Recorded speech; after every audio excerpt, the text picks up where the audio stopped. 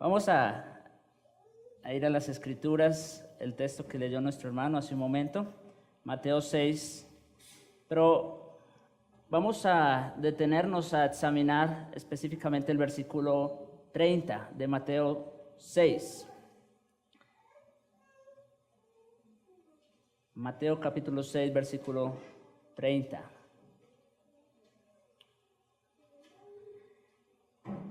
Dice la palabra del Señor: y si la hierba del campo que hoy es y mañana se echa en el horno, Dios la viste así, ¿no hará mucho más a vosotros, hombres de poca fe? Vamos a inclinar nuestros rostros, vamos a ir a la presencia del Señor. Padre nuestro que estás en el cielo, santificado sea tu nombre. Gracias te damos, Señor. Gracias te damos por ser nuestro Padre en Jesucristo. Gracias, Señor, porque teniendo a Cristo y teniendo al Espíritu Santo es más que suficiente para nosotros hoy día poder venir y reunirnos como pueblo tuyo para alabarte, para adorarte a través de los cánticos, a través de la lectura de las oraciones y especialmente de la exposición de tu palabra. Te rogamos, Señor, en este momento, unge al predicador, habla a tu iglesia, que no sean los pensamientos suyos, sino que sean los tuyos, Padre. Te pedimos, oh Dios, da entendimiento a tu iglesia para que pueda entender el mensaje como tú, Señor, quieres darlo. Edifica a tu iglesia, salva a aquellos que te has propuesto salvar. También te rogamos, oh Dios, perdona nuestros pecados al acercarnos a ti, aquellos de los cuales nos haría indignos, pero en Cristo te suplicamos perdón y misericordia. Te pedimos esto, Señor, para la gloria de tu nombre, en Jesucristo. Amén. El título de este sermón que le he puesto: la raíz y el remedio contra la ansiedad. La raíz y el remedio contra la ansiedad. Y este es un tema que, pues en nuestros días, vamos a decir, sale mucho a flor de piel. La sociedad hoy en día nos trae de un lado para otro, corriendo con el trabajo, con la familia, con las obligaciones. Y entonces, en este mundo así, a las carreras, es muy fácil que todos, incluyendo los cristianos, nos veamos envueltos en este problema de la ansiedad.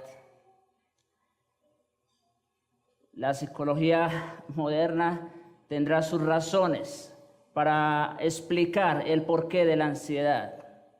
Hablan mucho del estrés, entre otras cosas. Pero hoy, con la ayuda del Señor, vamos a detenernos a examinar la raíz y el remedio contra ese problema que nos agobia a todos.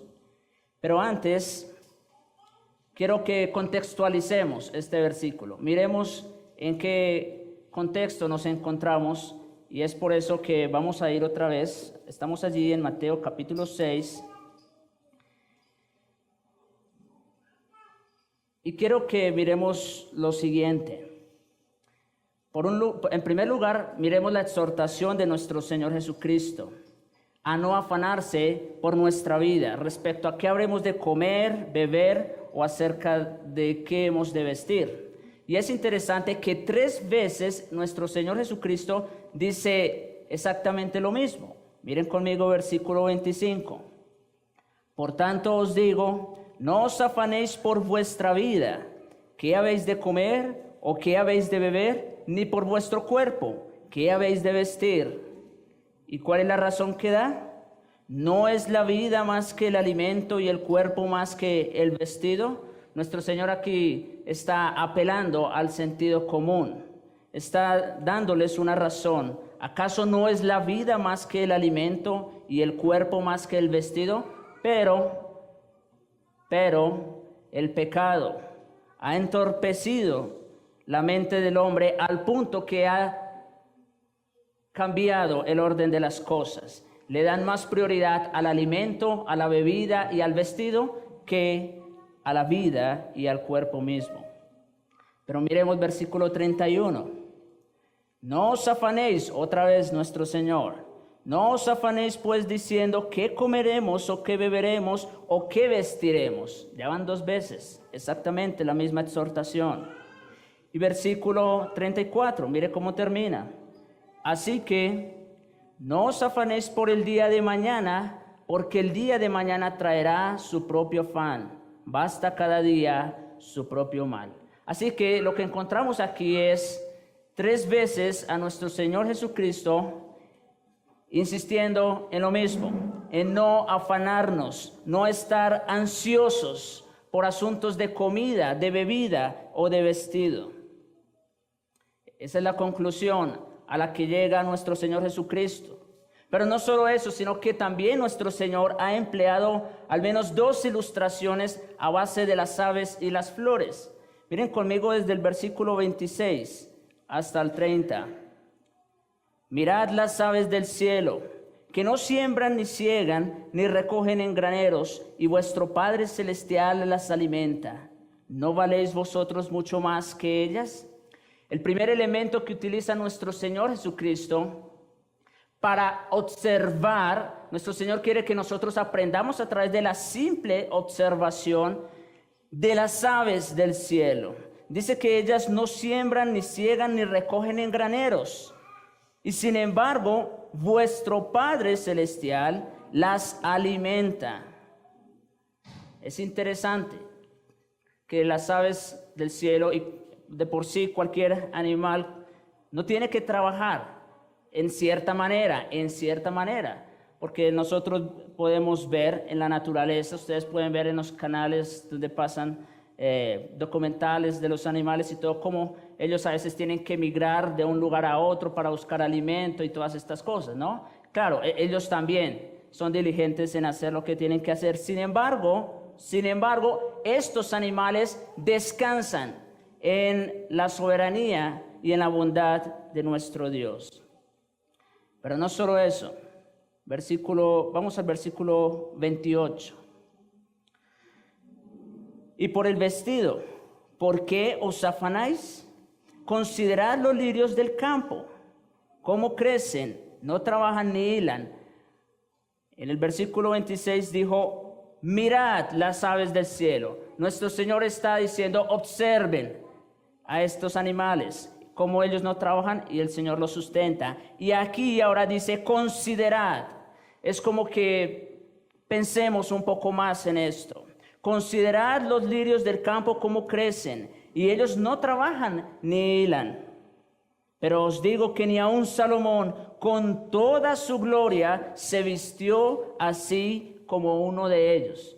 Y bueno, nosotros sabemos por las Escrituras que no hubo hombre más rico sobre la tierra que Salomón, que haya vestido los mejores trajes, haya tenido las mejores cosas. Y sin embargo dice, ni aun Salomón, con toda su gloria, se vistió como uno de ellos. Así que nuestro Señor ha ilustrado este principio con 2 elementos de la naturaleza. 1, la observación de las aves. 2, la consideración de la hierba del campo. Pero miren el versículo 30. Este es como el resumen, vamos a decir, de todo lo que nuestro Señor quiere decir.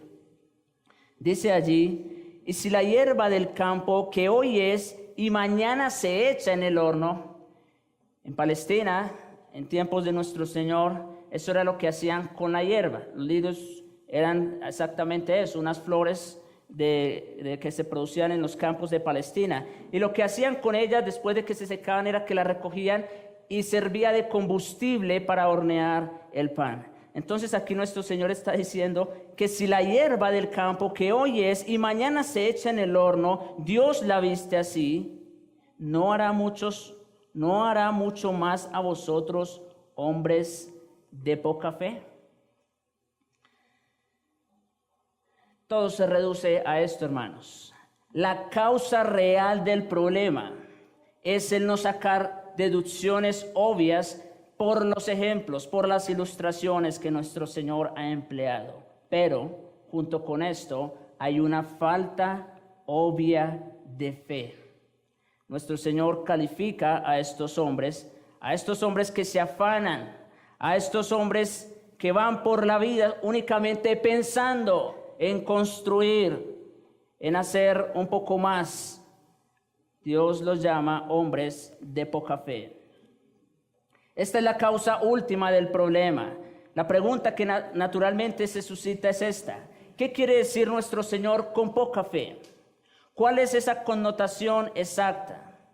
Lo que le preocupa a nuestro Señor no es la ausencia de fe por parte de ellos, sino lo inadecuado de esa fe. Noten que aquí el Señor no los está tildando de incrédulos completamente, sino que les está diciendo hombres de poca fe. ¿Qué significa exactamente? Bueno, para contestar a esta pregunta y desarrollar el tema de manera adecuada, vamos a prestar atención a todo lo que nuestro Señor tiene que decir. Primero veremos los destinatarios de estas palabras. Segundo, veremos la raíz de la ansiedad. Y tercero, el remedio contra la ansiedad. Primero, los destinatarios de estas palabras. ¿Cuáles son las personas a las que se describe aquí y a las cuales nuestro Señor acusa de esto? ¿A quiénes van dirigidas estas palabras? Una vez más, debemos recordar que son cristianos y solo cristianos. Miren cómo dice ahí en el versículo 26, cuando está hablando de las aves. Mirad las aves del cielo, que no siembran, ni ciegan, ni recogen en graneros, y vuestro Padre Celestial. No está hablando a todo el mundo, está hablando únicamente a creyentes, a aquellos quienes Dios les ha dado el privilegio y la autoridad de llegar a ser hechos hijos de Dios, como leemos en Juan 1:12. Aquí nuestro Señor los llama como hijos de vuestro Padre Celestial. Además, estas palabras van dirigidas exactamente a las mismas personas a las cuales nuestro Señor Jesucristo describió en las bienaventuranzas. Si ustedes se devuelven un capítulo atrás, capítulo 5, creo que hace un año que les prediqué el sermón de las bienaventuranzas. Ahí ustedes ven una descripción clara del carácter cristiano, del carácter de un creyente. Y esas palabras están dirigidas exactamente a esas mismas personas, a aquellos que son pobres en espíritus, a los que lloran por ese sentido de culpa y de pecado, a los que se han visto a sí mismos como verdaderamente perdidos, desvalidos a los ojos de Dios, que son mansos, que tienen hambre y sed de justicia, dándose cuenta que únicamente lo pueden conseguir a través del Señor Jesucristo. Estas personas tienen fe. Los demás no tienen ninguna fe. Y es a estos que nuestro Señor se dirige. Así es como debemos entender esta frase. Estas personas tienen fe, pero es una fe inadecuada o insuficiente. En consecuencia, no cabe duda de que podríamos decir que nuestro Señor habla aquí acerca de los cristianos que solo poseen la fe salvadora y que tienden a quedarse ahí.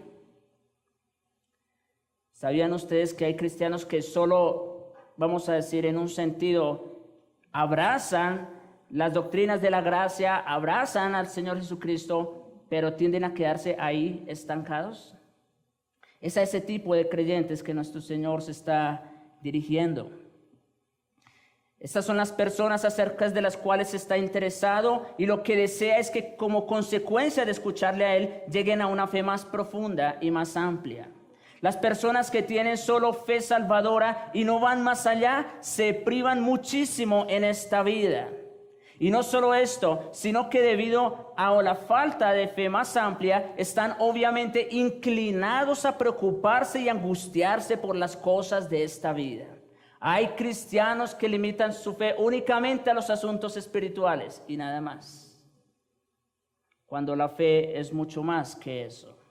El Evangelio en realidad tiene que afectar toda nuestra vida, todo nuestro ser. El afán y la ansiedad, la depresión y derrota, el estar a merced de la vida y de las circunstancias que lo acompañan, se deben siempre en el cristiano a la falta de fe. Ya hemos visto entonces quiénes son los destinatarios de estas palabras. Ahora veamos la raíz del problema, la raíz de la ansiedad. ¿Cuál es pues esta condición que nuestro Señor describe como poca fe? ¿Qué clase de fe es y qué hay de malo en ella? El problema de muchos de nosotros, los cristianos, es que creemos en el Señor Jesucristo, pero al mismo tiempo no le creemos a Él. ¿Entienden esa distinción? Creemos en el Señor Jesucristo, pero no le creemos a Él. Pedro habló de preciosas y grandísimas promesas, y no hay aspecto de la vida que no quede cubierto bajo esas promesas extraordinarias de Dios. ¿Qué culpables somos a la luz de esto? Seleccionamos algunas promesas y nos concentramos en ellas por diferentes razones, pero nunca pensamos en las demás. Nunca hacemos nuestras todas las promesas de Dios y como consecuencia, si bien en algunos aspectos triunfamos, en otros fracasamos miserablemente. No le creemos al Señor completamente. Esto es poca fe. Nuestro Señor dice en los Salmos que la suma de su palabra es la verdad. Hay cristianos que se quedan con una verdad, pero no aceptan la otra. Cuando nuestro Señor dice, toda ella es verdad.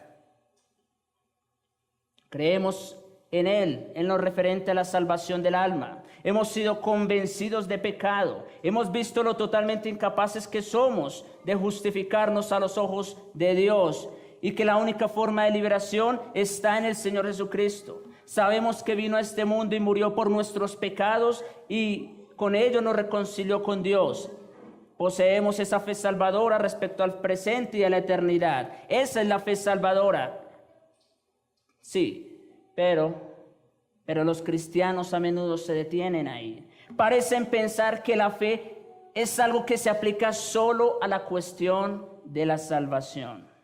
El problema, como les dije hace un momento, está en que no le creemos.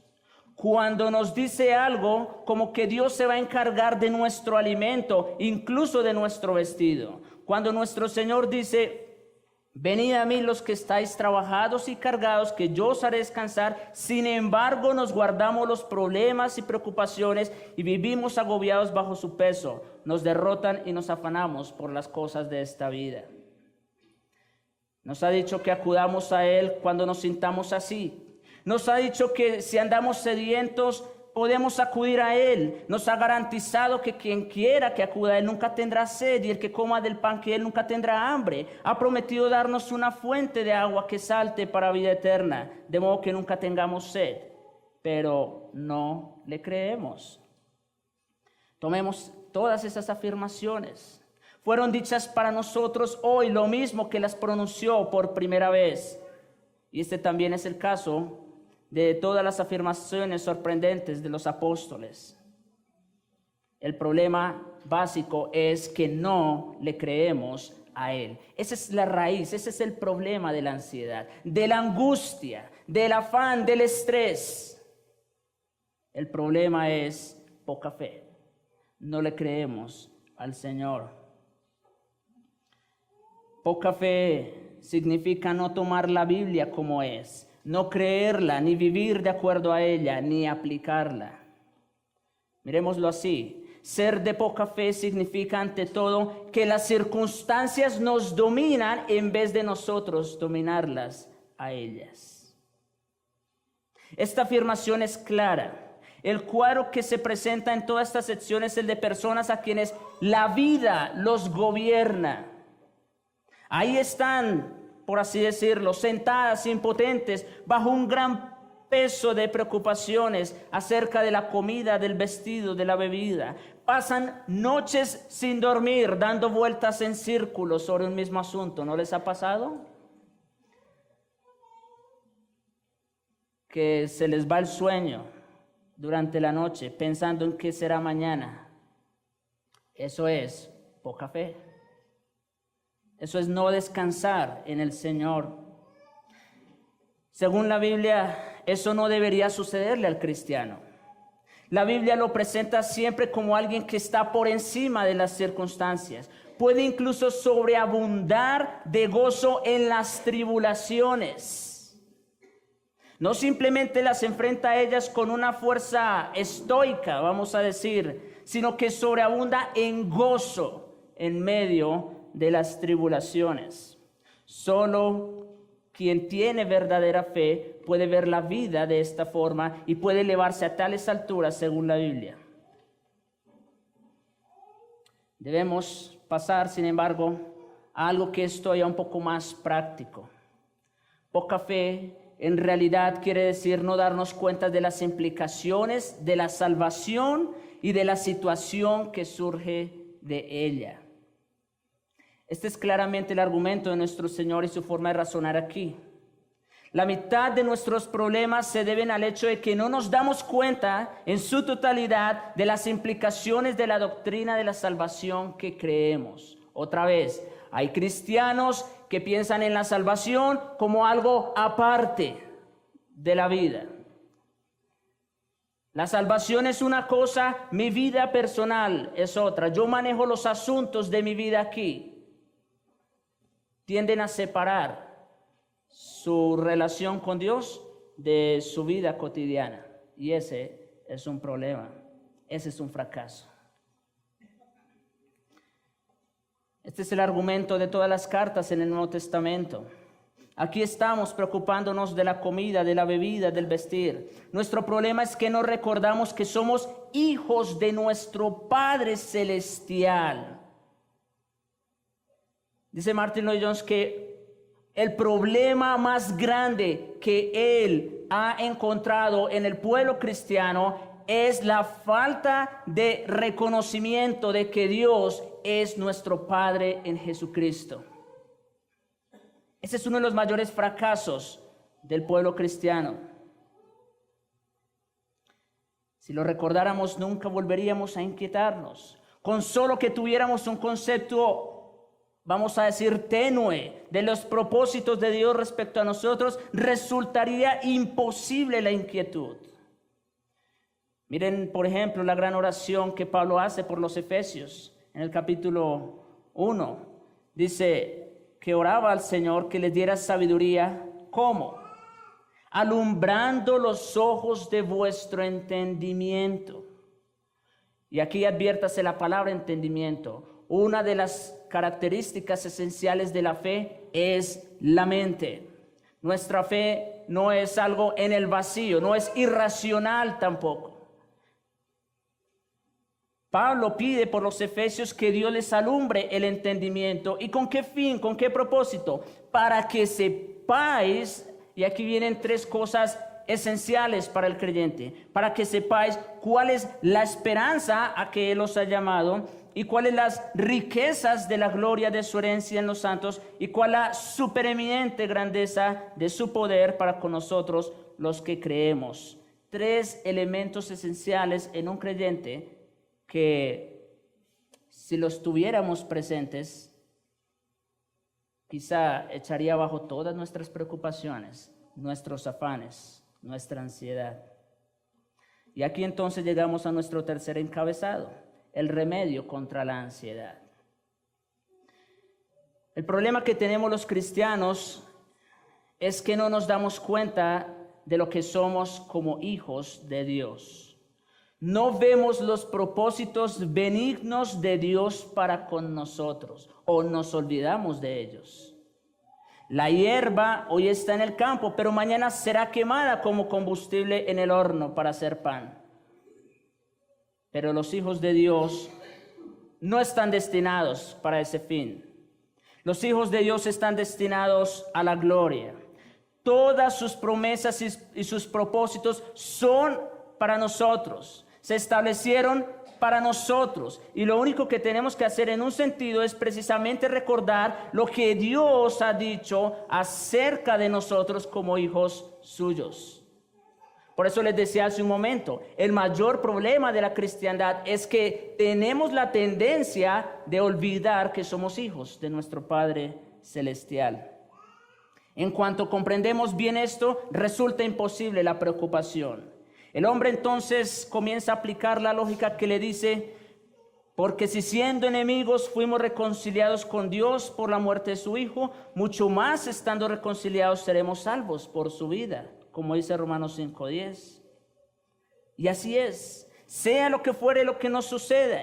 Miren cómo dice este texto tan vigoroso respecto a la confianza en el Señor. Romanos 8:32. El que no escatimó ni a su propio Hijo, sino que lo entregó por todos nosotros. ¿Sí? Dios entregó lo que más amaba, su Hijo. No lo escatimó, sino que lo entregó por todos nosotros. ¿Cómo no nos dará también con Él todas las cosas? Esta es la lógica de la fe cristiana. Hermanos, nuestro Padre ya dio lo que más amaba, su Hijo, su único Hijo.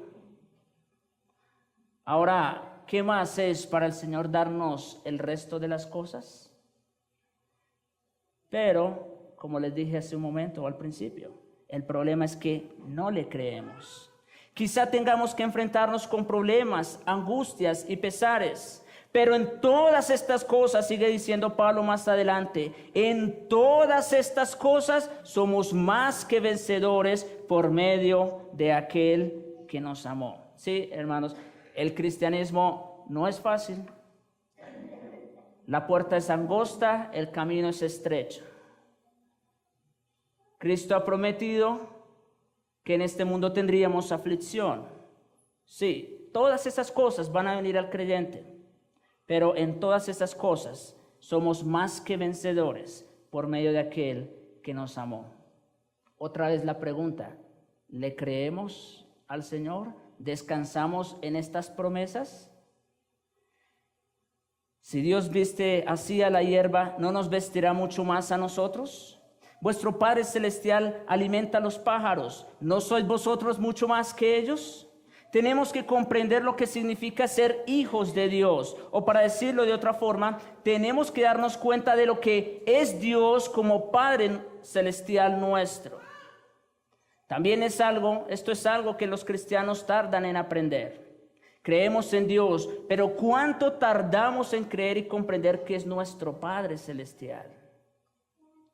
Cristo habló acerca de ir a mi Padre y vuestro Padre. Sí, Dios se ha convertido en nuestro Padre en Jesucristo. Esa es una realidad que no podemos olvidar nunca como creyentes.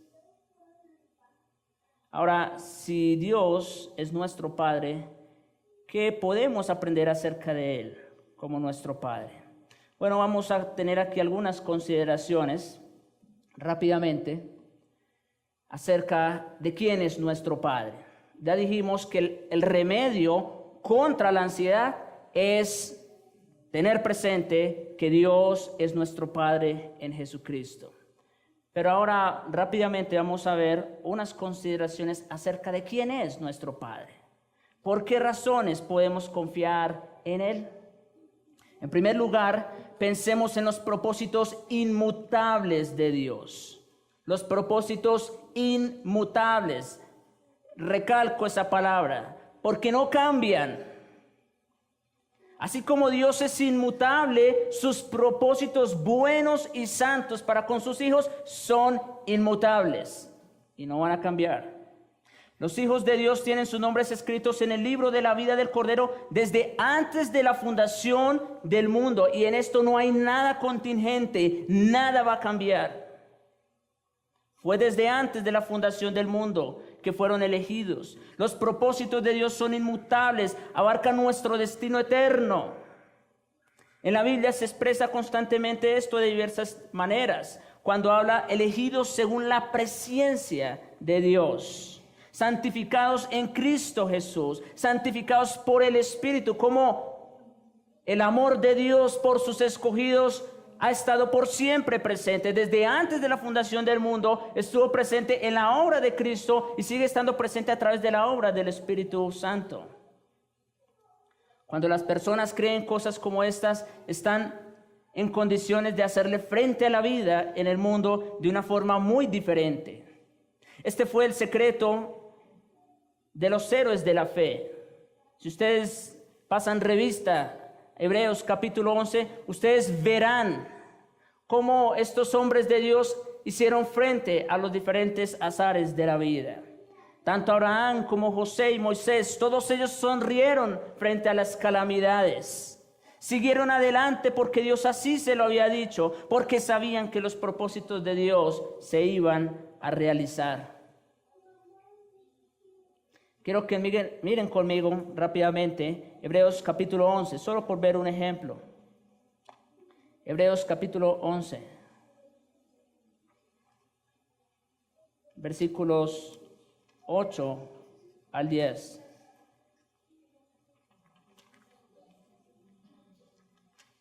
Dice allí la escritura: por la fe, otra vez, dijimos que el problema básico de la ansiedad, de la angustia, es ¿cuál? La poca fe, ¿no? La poca fe. Aquí dice, versículo 8, por la fe, Abraham, siendo llamado, obedeció para salir al lugar que había de recibir como herencia, y salió sin saber a dónde iba. Eso sí que es fe, ¿no? Aliste maletas y váyase. ¿Para dónde, Señor? No, tú solamente alístate y yo te llevaré. Versículo 9. Por la fe, habitó como extranjero en la tierra prometida, como en tierra ajena, morando en tiendas con Isaac y Jacob, coherederos de la misma promesa. Sí, Dios le hizo la promesa a Abraham y a su hijo Isaac y a su nieto Jacob. Y sin embargo ellos no alcanzaron a ver el cumplimiento de esas promesas, pero creyeron. Versículo 10. ¿Por qué? Porque esperaba la ciudad que tiene fundamentos, cuyo arquitecto y constructor es Dios. En otras palabras, hermanos, ellos no tenían puesta la mirada en las cosas de este mundo. Su fe estaba anclada en lo que estaba por venir. Esa fe fue la que los sostuvo en pie frente a las dificultades, frente a las circunstancias y a las adversidades de esta vida. Ellos murieron sin recibir lo prometido, dice más adelante, pero ellos tenían puesta la mirada en lo que estaba por venir. Y si miramos más adelante, versículos 17 al 19, por la fe, Abraham, cuando fue probado, ofreció a Isaac. Bueno, en Isaac te será llamada descendencia. Sí, pero ahora me lo está pidiendo el Señor. Por la fe, Abraham, cuando fue probado, ofreció. Y el que había recibido las promesas ofrecía a su unigénito. Como que suficientes razones tenía Abraham para dudar acerca de los propósitos de Dios, ¿no les parece? Bueno, sin embargo, él creyó. Habiéndosele dicho, en Isaac te será llamada descendencia. Pensando, y este es el versículo que yo quiero que ustedes noten, atención. Pensando que Dios es poderoso para levantar aún de entre los muertos, de donde en este sentido figurado también le volvió a recibir. En otras palabras, Abraham no tuvo ningún inconveniente en ofrecer a su único hijo porque creía que Dios era lo suficientemente poderoso como para volverlo a levantar y hacer una descendencia de él. Eso es fe. Abraham fue sometido a la prueba suprema de pedírsele que sacrificara a Isaac. No pudo entenderlo, pero dijo, lo haré porque sé que los propósitos de Dios son firmes e inmutables. Y aunque tenga que inmolar a Isaac, sé que Dios puede resucitarlo aún de la misma muerte. Los propósitos inmutables de Dios. Dios nunca se contradice y debemos recordar que está siempre alrededor nuestro, detrás nuestro, al lado nuestro, en donde quiera que estemos. Eso es lo primero que dijimos acerca de nuestro Padre, que sus propósitos son inmutables. Pero en segundo lugar, pensemos en su gran amor.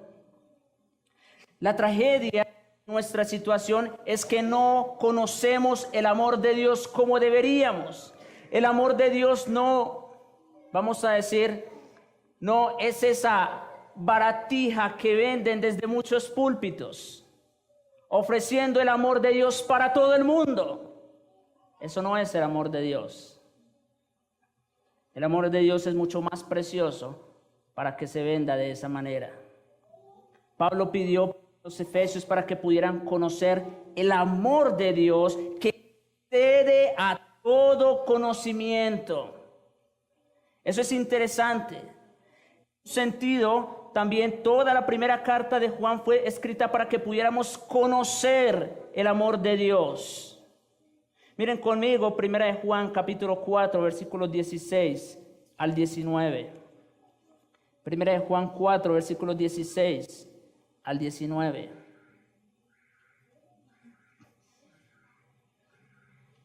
Y nosotros hemos conocido y creído el amor que Dios tiene para con nosotros. Dios es amor, y el que permanece en amor, permanece en Dios y Dios en él. Miren cómo funciona esto del amor de Dios. Dice que Dios permanece, dice que el amor de Dios permanece en él y Dios en él. Versículo 17. En esto se ha perfeccionado el amor de Dios para que tengamos confianza en el día del juicio, pues como Él es, así somos nosotros en este mundo. Y luego añade, en el amor de Dios, noten, no hay temor, sino que el perfecto amor de Dios echa fuera el temor, porque el temor lleva en sí castigo, de donde el que teme no ha sido perfeccionado en el amor. Nosotros como cristianos hemos de experimentar este amor. Ya nosotros no vivimos por miedo o por temor al castigo, sino que vivimos motivados únicamente por este amor de Dios. Si conociéramos el amor que Dios nos tiene y confiáramos en ellos, nuestras vidas enteras serían diferentes. Es muy fácil demostrar la grandeza de este amor a la luz de lo que ya ha hecho en Cristo. Cristo vino y sufrió y murió, no por todo el mundo, sino que Cristo sufrió y murió por aquellos a quienes el Padre había amado desde antes de la fundación del mundo. Un creyente que realmente ha experimentado y conoce este amor, tiene razones suficientes para seguir confiando y creer que el Señor es suficiente. Ya hemos examinado estos argumentos también en la carta de los Romanos, el capítulo 8. Si cuando aún éramos enemigos suyos, Dios mandó a su Hijo. Dios el Padre y Dios el Hijo hicieron lo máximo por nosotros. Cuanto más lo decimos con reverencia, si Dios hizo eso por nosotros, de enviar a su Hijo, cuanto más, y como digo con reverencia, Dios no está obligado a hacer cosas menores. Así de grande es su amor por nosotros. Ya hemos hablado entonces de los propósitos inmutables de Dios, ya hemos hablado de su gran amor, y en tercer lugar, miremos la preocupación de Dios por nosotros. Dios no solo nos ha amado, sino que además se preocupa por sus hijos. Esto es lo que nuestro Señor subraya aquí. Si se preocupa por los pájaros, ¿cuánto más por nosotros? Nos dice en otro lugar que los cabellos de nuestra cabeza están todos contados. Y con todo, nos preocupamos por las cosas de esta vida. ¿No les parece que en realidad nuestra fe es muy poca? Si Dios tiene control de los detalles más mínimos de esta vida, ¿por qué dudar de Él? Miren conmigo rápidamente Isaías 43, versículos 1 en adelante. Isaías 43. Solo les estoy dando un texto porque el tiempo corre. Isaías 43. versículo 1 al 7. Ahora, así dice Jehová, creador tuyo, oh Jacob, y formador tuyo, oh Israel. No temas, miren, nuestro Señor hablando a su pueblo, no temas, porque yo te redimí, te puse nombre, mío eres tú.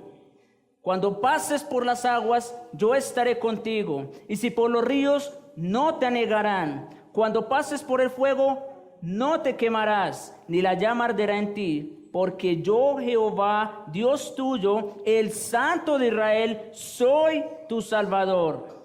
A Egipto he dado por rescate, a Etiopía y a Seba por ti, porque a mis ojos fuiste de gran estima, fuiste honorable, y yo te amé. Te daré pues hombres por ti y naciones por tu vida. No temas, porque yo estoy contigo. Del oriente traeré tu generación y del occidente te recogeré. Diré al norte, da acá, y al sur, no te detengas. Trae de lejos a mis hijos y mis hijas de los confines de la tierra. Todos los llamados de mi nombre, para gloria mía los he creado, los formé y los hice. Miren que este Dios no solamente es un Dios de amor, lo cual ya de por sí es demasiado, pero además es un Dios que se preocupa por sus hijos. Y esto, hermanos, a nosotros debería darnos mucho descanso en este Dios que tenemos por Padre. Si Él se preocupa por nosotros, ¿qué razón tenemos nosotros para preocuparnos por nosotros mismos? Él es lo suficientemente grande, fuerte, poderoso y soberano para ocuparse de su creación y especialmente de sus hijos. ¿Qué razones tenemos nosotros para entonces preocuparnos por nosotros mismos? Si nos diéramos cuenta de la preocupación amorosa que Dios tiene por nosotros, de que lo sabe todo acerca de nosotros, de que está preocupado por los detalles más mínimos de nuestra vida. Quien cree esto no puede seguir preocupándose. En cuarto lugar, pensemos en su poder y capacidad. Nuestro Dios, ¿quién es mi Dios que se interesa en forma tan personal por mí? Bueno, hermanos, es nada más y nada menos que el creador de los cielos y la tierra. Es el sostenedor de todo lo que existe. Es como dice el Salmo 46, 8, que hace cesar las guerras hasta los fines de la tierra, que quiebra el arco, corta la lanza y quema los carros en el fuego. Lo controla todo, absolutamente. Puede aplastar a los paganos y a los enemigos, y su poder es ilimitado. Al contemplar todo esto, debemos estar de acuerdo con la conclusión del salmista, cuando al dirigirse a los paganos dijo lo siguiente: estad quietos y conoced que yo soy Dios. Es un Dios así de fuerte y así de poderoso. Estad quietos y conoced que yo soy Dios. Significa deteneos, recordad quién es Él. Dios se dirige a quienes se le oponían y les dice: este es mi poder. Por lo tanto, cedan, retrocedan.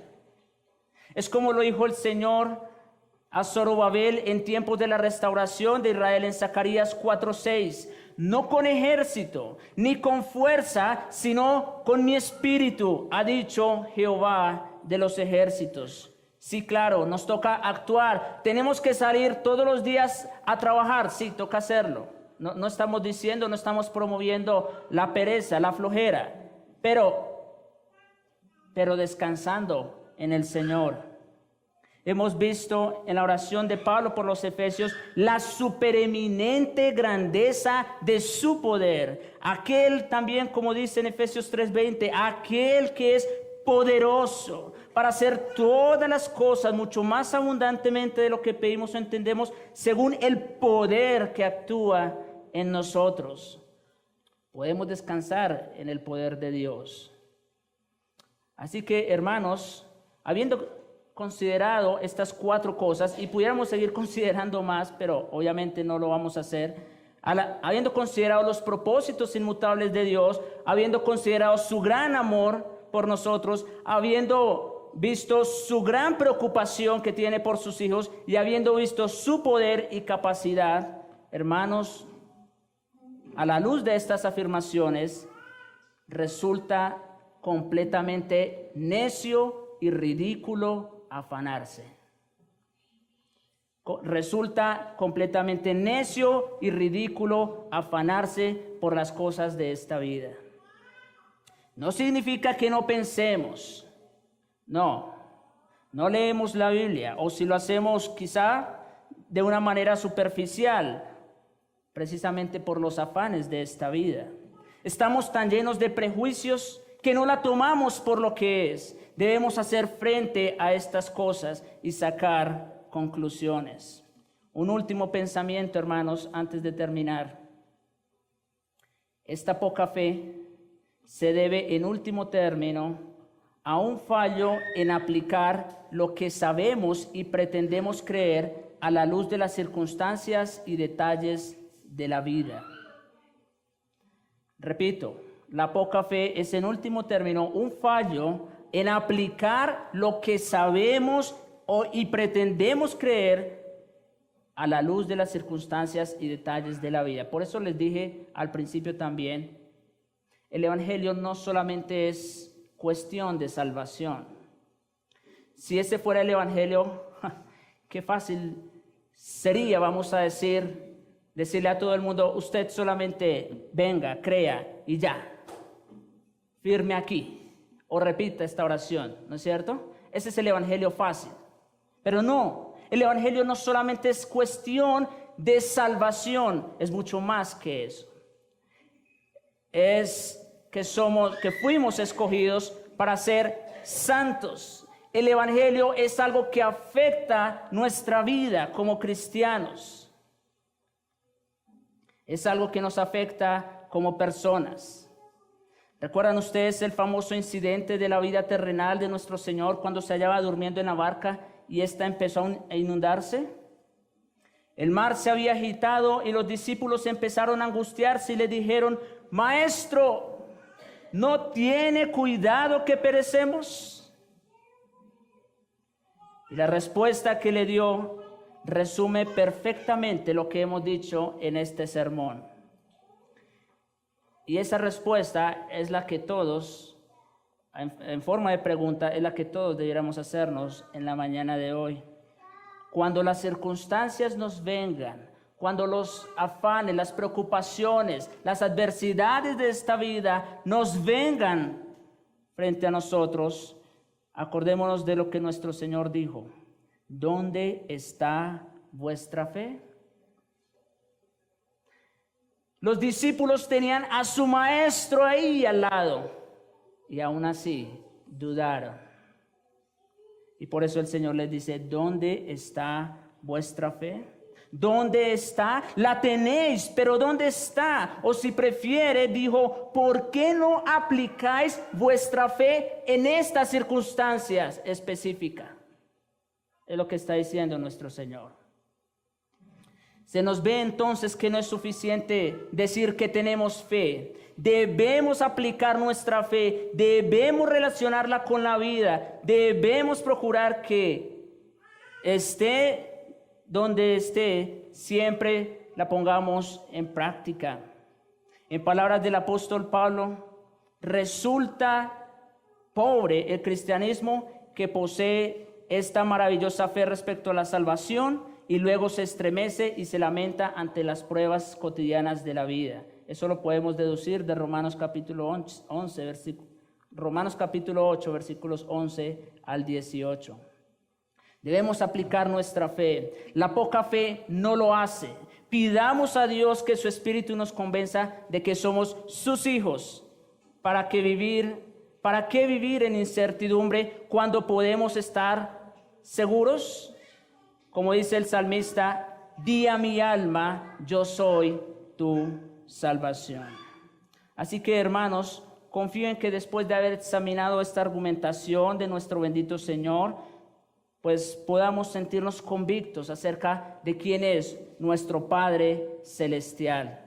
Ya vimos cuál es la raíz de la ansiedad, es la poca fe, no la ausencia de fe totalmente, sino la poca fe. Y el remedio contra la ansiedad, tener presente estas verdades acerca de quién es nuestro Padre Celestial en Cristo. Oremos.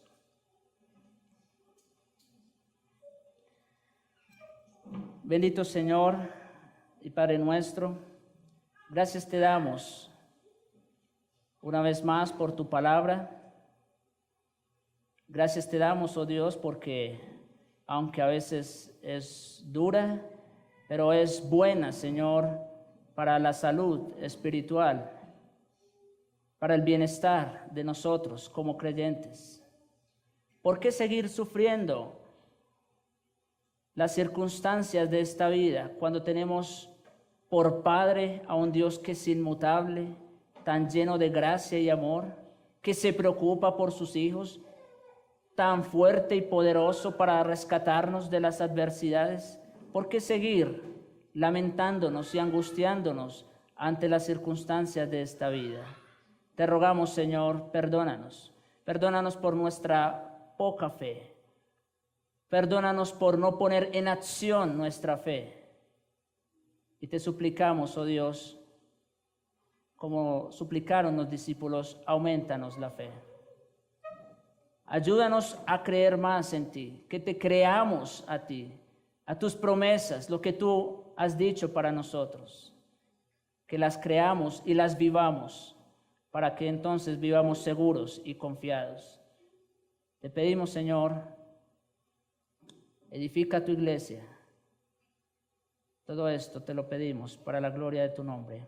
Amén.